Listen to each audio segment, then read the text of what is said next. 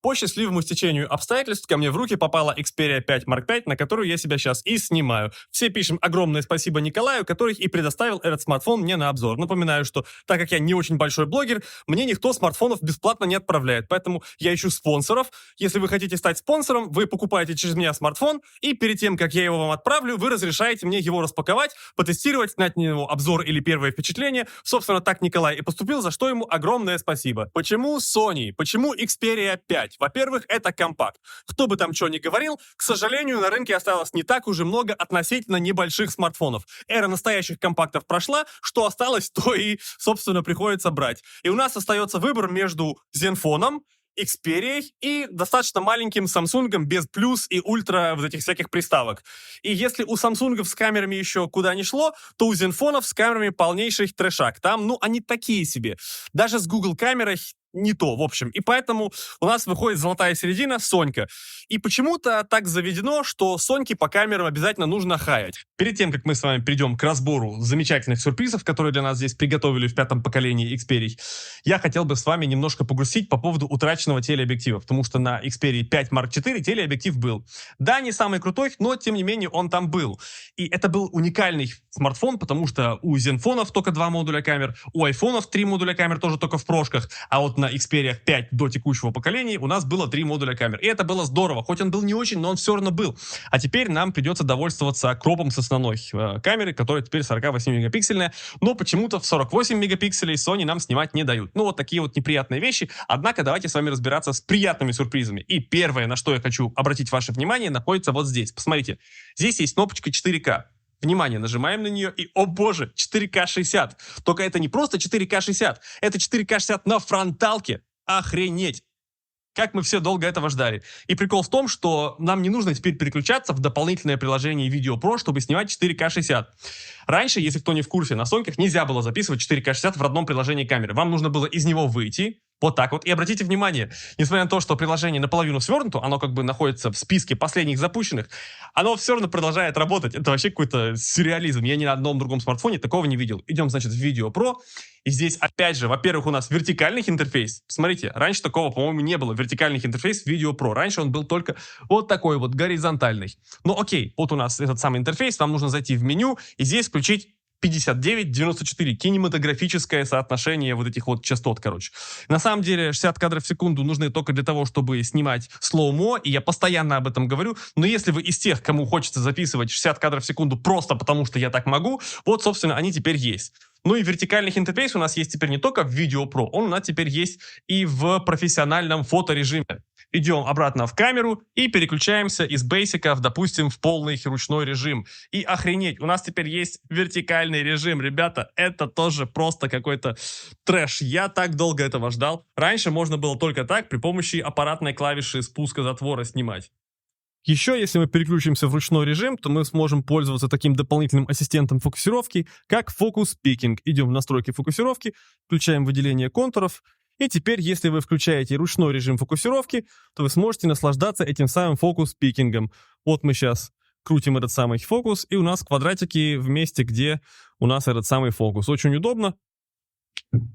Вот так вот смотрим. У нас эти квадратики бегают здорово. И самое главное, что теперь эти самые квадратики фокус-пикинга появились не только в фоторежиме, но и в видео. В Video Pro у нас теперь тоже есть эта самая подсветка фокусировки. И в ручном режиме она нам тоже позволяет лучше контролировать, где мы сфокусировались.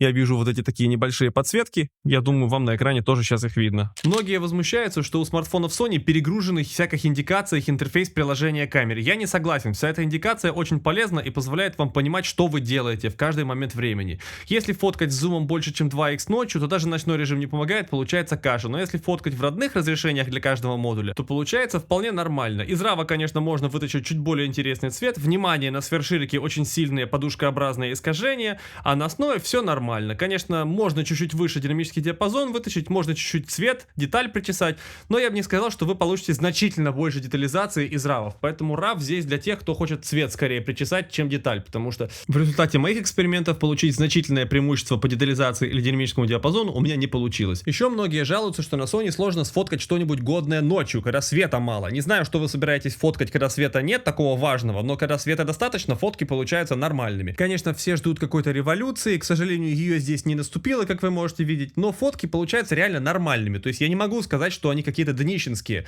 И да, это кроп с основного модуля, к сожалению, телеобъектива здесь нет, как мы уже выяснили, но как я вам чуть позже покажу, здесь все нормально с качеством, я в сравнении с Vivo посмотрел. Фотки со сверхширика получаются достойные в этом поколении, хоть это тот же самый модуль, чуть-чуть лучше детализация, чуть лучше динамический диапазон, чем в предыдущем поколении. Опять же, здесь только 16 мм, не как у всех остальных 15, 14, 13 или даже 12. Но, несмотря на то, что это не квад-байер, здесь все нормально и с динамическим диапазоном, и с детализацией. Посмотрите сами, вообще внушительно. И свет видно из окна, и тени в комнате нормально детализованные. Ультраширик на Vivo чуть более широкий, чем на Sony, но по детализации он уступает. Однако баланс белого у Sony слишком холодный. На основе у обоих смартфонов все нормально, но Sony чуть более драматично рисует тени. Двухкратное приближение на Vivo это отдельный модуль, но тем не менее у Sony почему-то получилась чуть более резкая картинка. На сверхширике тенденция сохраняется. За счет того, что он приближает побольше, он и детализацию показывает получше. На основном модуле, в принципе, примерно одно и то же на уровне с другими смартфонами, плюс-минус цвета. А вот двухкратный телеобъектив, которого здесь нет, в цифровом приближении показывает очень интересную картину в статике, а вот динамику, к сожалению, все еще мажет, потому что алгоритмов сильных, которые делают склейку, нет. Фоткая на основной объектив в условиях искусственного освещения тоже можно словить смаз. Даже несмотря на то, что лак затвора на Sony ниже, цвета мне просто не нравятся. Все хвалят эти цвета, они на натуральные, на мой взгляд, ни капли не походят. Какие-то просто угрюмые цвета. Но все это придирки. В целом расстраиваться здесь нечему. Все здесь нормально и с детализацией, и с цветопередачей, и с динамическим диапазоном. А вот 2X, если вы фоткаете что-нибудь вдалеке, текстуру он уже просто не вытягивает. Тоже касается и более высоких коэффициентов приближения. 3.5x зум просто вообще уже не рабочий. В целом новый квадбайерный основной модуль Sony это очень большой шаг вперед в сравнении с тем, что было. Здесь прекрасно можно кропнуть 2x на средней дистанции и получить вполне нормальную картинку. Главное понимать, где заканчивается потенциал этого модуля, чтобы вы не нафоткали чего-нибудь такого на коэффициенте приближения более 2x, и потом, рассматривая это дно, удивлялись, почему получилась такая страшная картинка. Я уверен, что вы удивлены не меньше моего тому, как Сонька себя показывает в этом фотосравнении. Конечно, это не самое обстоятельное сравнение. К сожалению, Xperia у меня в руках всего лишь в течение очень и очень короткого времени. Мне ее уже нужно отдавать утром владельцу, но тем не менее, то, что мы увидели, это достаточный материал, чтобы делать какие-то выводы. И Сонька показывает себя очень и очень достойно. Конечно, в моем личном топе первое место занимает Oppo Find X6 Pro, и он ночью просто уничтожит как Vivo, так и Xperia, особенно ультраширик и телеобъектив, потому что там самые крупные ультраширик и телеобъектив на рынке. Но тем не менее, Сонька показывает себя очень и очень достойно, и учитывая, что это компакт, сравнивать ее с вот такой вот огромной лопатой Oppo Find X6 Pro неправильно, потому что те, кто смотрят на эту Xperia, явно будут выбирать между нею, Zenfone и, может быть, Samsung S23 не ультра, который маленький. И поэтому здесь все очень и очень достойно. И надеюсь, с фото мы на этом с вами разобрались. Хотелось бы немножко поговорить о видеовозможностях, но перед этим сделаю небольшой комментарий. Пожалуйста, не пишите мне вот в комментариях под роликом, что в начале ролика отвратительная картинка и дурацкий звук. Я не буду эпитеты подбирать. Я знаю, у меня, короче, произошла ситуация, я в дождь с камерой вышел на улицу, и она у меня заплесневела. Представляете себе, у меня заплесневела оптика и заплесневела камера. И мне пришлось сдать ее в ремонт, чтобы ее почистили от плесени, потому что она там может распространиться, и все будет еще хуже. И поэтому я начало ролика решил снять на смартфон. Мы же с вами постоянно обсуждаем, какие в смартфонах крутые камеры. И как вы видите, ничего хорошего из этого не вышло. То есть смартфоны все еще могут писать нормально, только когда хорошо выставлен свет. Но если вы уже запарились, нормально выставив свет, то почему бы вам не запариться, поставив на штатив, в конце концов, нормальную камеру? Собственно, давайте мы с вами обсудим, как Xperia снимает в сравнении с Vivo ночью видео, а потом обсудим и все остальное. Тестируем видеосъемку. Это у нас Xperia 5 Mark V, а это Vivo X90 Pro Plus, сверхширокоугольные объективы. Оба смартфона в полном авторежиме, без всяких понтов. Давайте с вами посмотрим на эти вывески. Вот у нас Vivo едва справляется с вывеской, Xperia эту вывеску пересвечивает. На Vivo у нас видны кое-какие тени. На Sony все тени утоплены в черноте. Переключаемся на основной объектив. На Sony у нас теперь чуть лучше с тенями.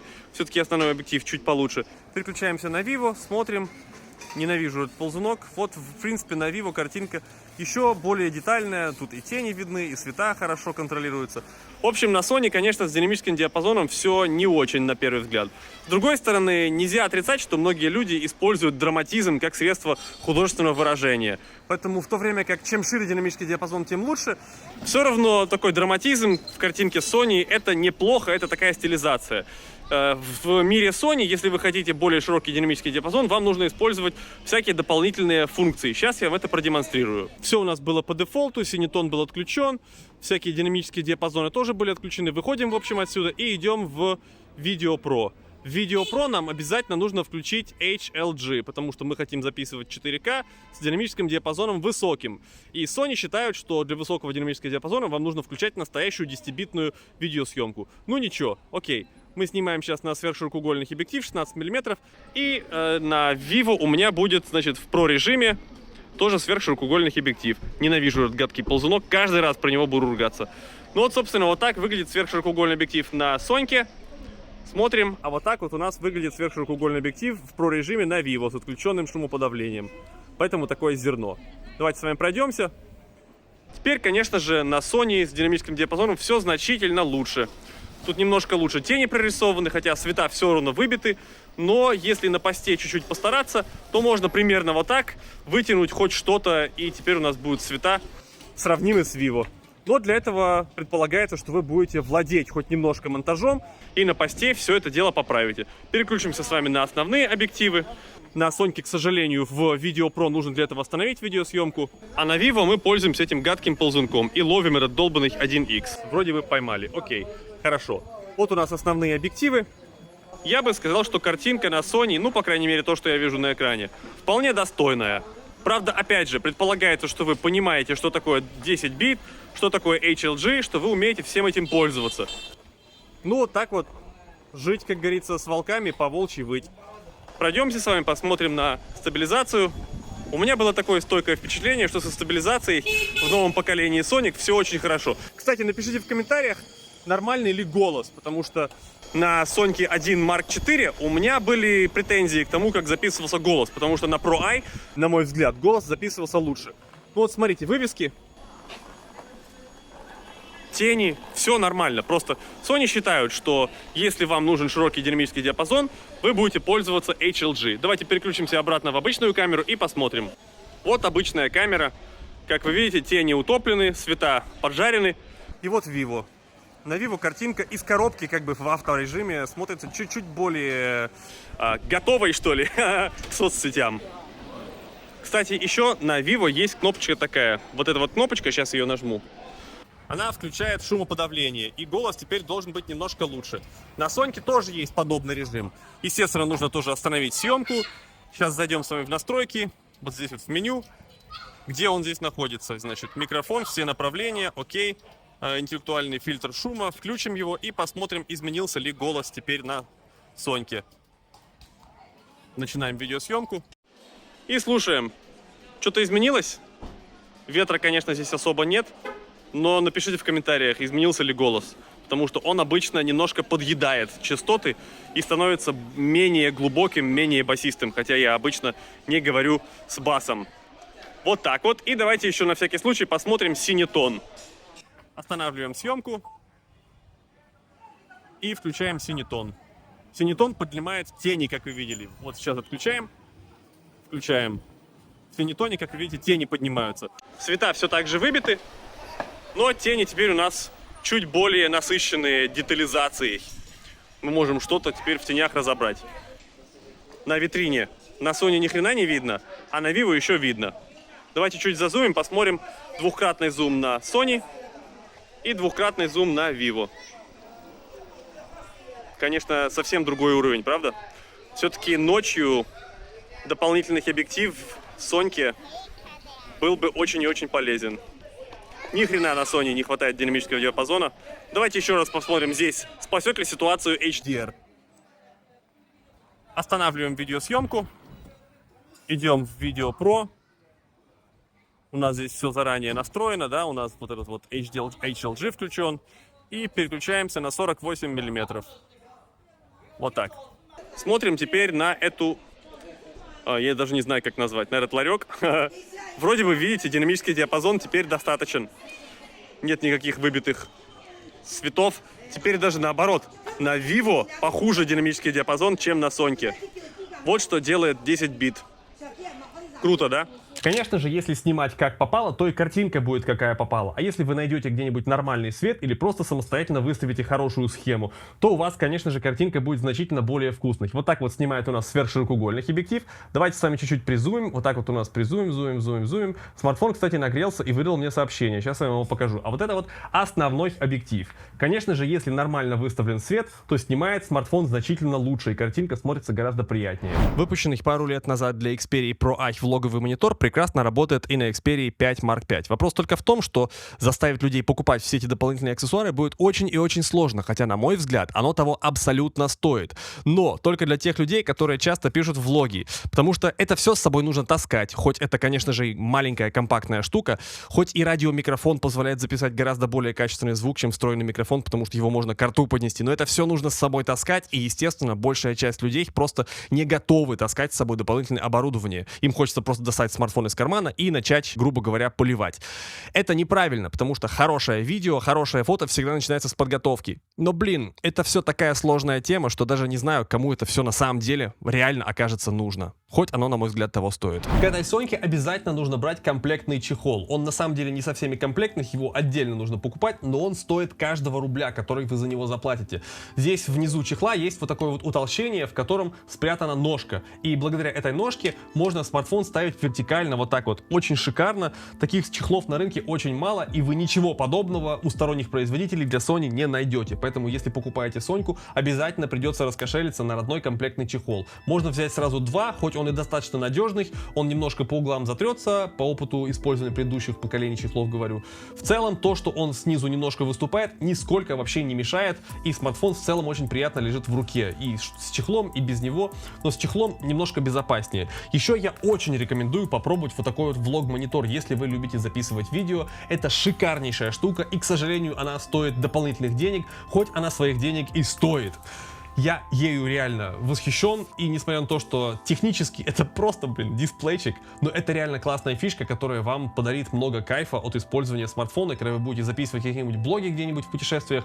Это вам нехило таки развяжет руки, вы будете видеть, что вы снимаете, и вы сможете снимать себя на основную камеру смартфона. Еще пока я баловался с влог-монитором, через приложение Video Pro с плавным зумом между всеми модулями, смартфон у меня выдал предупреждение о том, что он нагрелся, и остановил видеосъемку. Конечно, так делать не надо, я включил все, что можно, и тем не менее, это штатный режим. Мы сколько лет ругаем Sony за то, что они перегреваются. Конечно, на всякий случай, я должен об этом тоже сказать. Во всех обзорах на Xperia 1 Mark V, которые я видел, ребята оставляли Xperia на жаре, она записывала 4К 120 кадров в секунду, и все было превосходно, никакого перегрева не было. То есть в единичке все-таки нагрев поправили. А вот пятерка, то ли она меньше, то ли я не знаю что, но вот она у меня перегрелась просто дома. Конечно, я понимаю, у меня здесь тоже достаточно жарко, я все-таки живу на Хайнане, и вот этот влог-монитор, он тоже потребляет питание, что приводит к дополнительному выделению тепла, но тем не менее это штатный режим, то есть я установил смартфон во влог-монитор, и я хочу записывать, и то, что здесь 30-градусная жара, но если я на улицу пойду, там будет солнце дополнительно на смартфон, то есть это все какие-то такие отмазки, сколько лет, Sony перегреваются, и я уже просто не готов это терпеть, потому что Vivo у меня не перегревается, я могу просто писать в каких хочу режимах, никогда не задумываясь о том, что смартфон может перегреться. Это реально просто бесит. Ну сколько, можно в конце концов? Те, кто со мной давно, наверняка помнят, что моим первым крупным обзором на этом канале был обзор на Xperia 1 Mark III. И всем Sony боям огромное спасибо за то, что вы со мной до сих пор остались. И если бы не вы, мой канал не стал бы тем, чем он сегодня является. Но с тех пор прошло много времени, и я не могу теперь так же топить, как раньше, за Sony, потому что я попользовался другими смартфонами, Huawei, Vivo, Honor, даже iPhone пользовался в течение длительного времени. И последний год я хожу с Vivo в качестве основного аппарата, и он мне очень понравился, настолько понравился, что я просто не хочу с него слезать.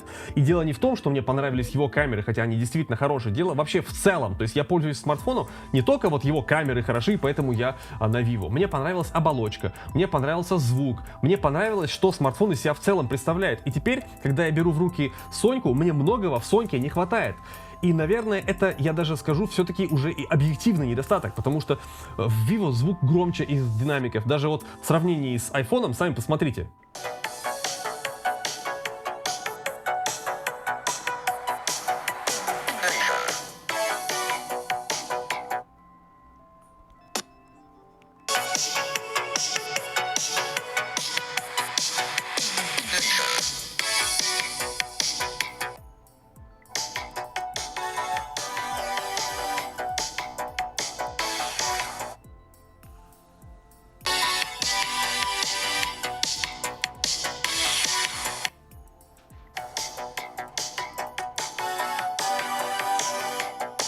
И с одной стороны, звук на Sony стал лучше, чем раньше. Да, я слышу, что здесь появились немножко еще более глубокие низкие частоты. Высокие частоты тоже стали чуть-чуть более приятными, не такими плоскими, как раньше. Но на фоне яблока, где бас, где громкость? Конечно, здесь все еще есть эта замечательная динамическая вибрация. И я ей постоянно пользуюсь, когда слушаешь какой-нибудь клип. Это приятно, что смартфон не только издает звук, он еще вибрирует в руке и погружает тебя в это. Это реально работает. Но все эти понты, это здорово. А где громкость? Можно просто громкости добавить в конце концов. Где громкость? То есть вот эти придирки, это не на пустом месте. Когда пользуешься другими смартфонами, потом берешь в руку Соньки, и тебе чего-то в них не хватает. И это объективный недостаток, потому что у всех это есть, а у Sony этого нет. У всех оно есть не потому, что все договорились между собой сделать, а потому что у пользователей такой запрос. И то, что здесь невысокая громкость на фоне конкурентов, это объективный их минус. И я об этом говорю, потому что мне стало недостаточно громкости. Я иду в душ, я хочу послушать какой-нибудь ролик, и мне приходится делать поток поменьше, чтобы я мог разобрать, что из динамиков Sony звучит. Яркость, опять же, яркость здесь 1500 нит. В режиме создателя 1400 в обычном режиме. У конкурентов уже 2200, 2500 у некоторых. Почему нельзя сделать более ярких экран? Я не знаю, денег не хватило у фирмы Sony. Я не знаю почему. С шимом здесь все нормально, в принципе, но в районе 40%, как и в прошлом поколении, есть небольшое повышение до 40% пульсаций. Поэтому в районе 40% лучше не держать яркость, лучше ее либо ниже 20%, либо от 50% и выше держать. Могут глаза уставать. Опять же, здесь всего лишь 480 Гц, как и раньше шим, поэтому у кого-то могут глаза уставать. Опять же, Vivo, Oppo и все остальные ушли уже 1920 Гц пульсации. Это говорит о технологии уровне. И японцы отстают от китайцев. Где шим? Где шим 1920 Гц? Японцы? Где, в конце концов, высокая яркость дисплея? Я понимаю, что все эти трутоны, всякие там X-Bright, вот эти все маркетинговые названия, это круто звучит. Но где банальные технологии? Скоростной зарядки нет, который год подряд. Вот этот вот смартфон заряжается по воздуху, по беспроводной зарядке за 40 минут. Это все еще заряжается до 100% за 2 часа. Конечно, я понимаю, что здесь аккумулятор, возможно, будет жить дольше. Но и китайцы на месте не стоят. Я уверен, что многие люди пользуются старыми там Xiaomi 10-го поколения, 11-го поколения, которые уже на тот момент были с быстрыми зарядками. И у них до сих пор с аккумулятором все более-менее нормально. А должны были уже сгореть, если бы все было правдой, что мы писали в комментариях тогда на 4PD, типа, как так, там быстрая зарядка, сожжешь аккумулятор за год. И люди пользуются до сих пор этими смартфонами. Быстрой зарядки нет, экран не такой яркий, громкости из динамиков не хватает. И это такие еще, знаете, это только вершина айсберга. Самое главное, чего мне теперь не хватает, это в оболочке функционала. Где функционал? Почему в Google Фото я должен платить за какие-то фишки, которые в той же самой Vivo у меня как бы из коробки бесплатно. Допустим, я могу на Vivo снять какой-нибудь ролик прям вот в камере Vivo и его прям там смонтировать, и оно все родными встроенными средствами в смартфон будет сделано. И мне не нужно какие-то дополнительные программы устанавливать, скачивать. Конечно, можно сказать, что Sony это смартфон для профессионалов. Скачивай профессиональную софтину и делай все по-профессиональному. Серьезно? Вот это вот профессиональный инструмент. Мы в самом начале ролика увидели, как этот профессиональный инструмент снимает в абы каких условиях видео. Конечно, опять же, можно поставить там на штатив, можно выставить свет, но если ты уже заморочился, то поставь камеру на этот штатив в конце концов, и у тебя будет еще более классное качество. На этапе монтажа я решил сделать небольшую вставку. Я тут осознал буквально сейчас, что для некоторых людей работа в соцсетях это профессия, и они действительно профессионально снимают видео на смартфон. Не потому что это как бы вот то же самое, что снимать на камеру, а потому что это для них способ зарабатывания денег, это стало их профессией. И поэтому для них инструмент, естественно, должен быть удобен, и он должен быть оптимизирован под их работу, под их профессию. И вот если мы говорим про китайские смартфоны, тут из коробки сразу все есть. Даже не нужно скачивать какие-нибудь приложения для того, чтобы макияж для девушек всяких там виртуальный наносить. Здесь в Vivo все из коробки есть. Более того, в родной галерее есть сразу возможность скачивать музыку и накладывать ее на ролики. То есть здесь все из коробки есть. Вот это и есть профессиональная оптимизация. На айфоне все удобно делается, на китайских смартфонах все удобно делается, а на Sony, понимаете ли, профессиональность заключается в том, что ты вручную будешь ISO ковырять. Я, конечно, понимаю, что Sony это для вот этих вот людей, которые чуть более, чем всякие вот эти вот девочки, понимают в видеопродакшене, но тем не менее, это смартфон, мать его, а не профессиональная камера. И мне реально теперь, вот после того, как я познакомился со всеми остальными брендами смартфонов, сложно, мне очень сложно проглотить вот это вот, что типа Sony это компаньон большой камеры. Он должен быть удобен как смартфон, а не пытаться походить на настоящую камеру. В то время как мне нравится интерфейс профессионального вот этого вот режима на Sony, он реально удобен и логичен. Но мне, как человеку, который стал заниматься соцсетями, Sony неудобен. И это печально осознавать. В общем, вся эта лирика к тому, что мне не хватает софта. Теперь вот эта вот голая оболочка мне не кажется таким большим плюсом, как раньше. И, конечно же, традиционно тест фонарика. И он все еще уныленький. Блин, где? Я сейчас плакать буду. Где фонарик? Вот фонарик.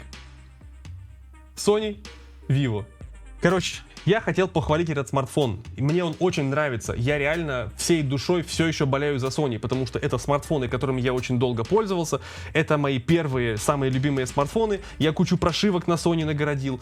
Я с Sony вообще до сих пор, у меня вот есть Xperia XZ Premium, на которую я в качестве накамерного монитора ее постоянно ставлю. В общем, мне нравится Sony, но я не могу в этом году ее откровенно похвалить. Да, по камерам прогресс есть.